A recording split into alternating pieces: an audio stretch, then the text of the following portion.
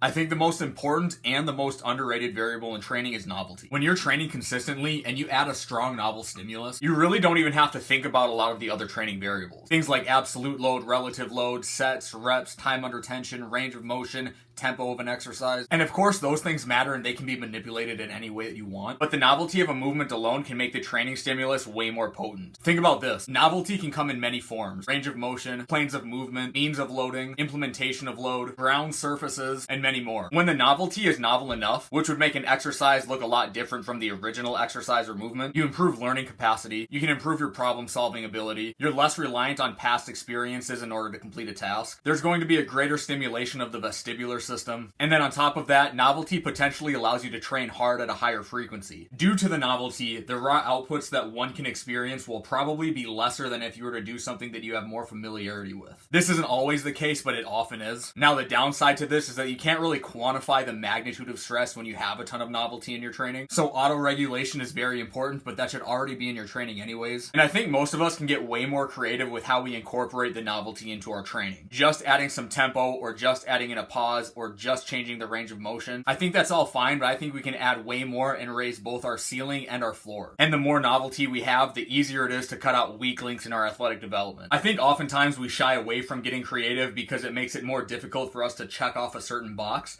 The more different a movement looks from its original movement, the less classifiable it becomes. But I actually think that makes our training more effective, not less effective.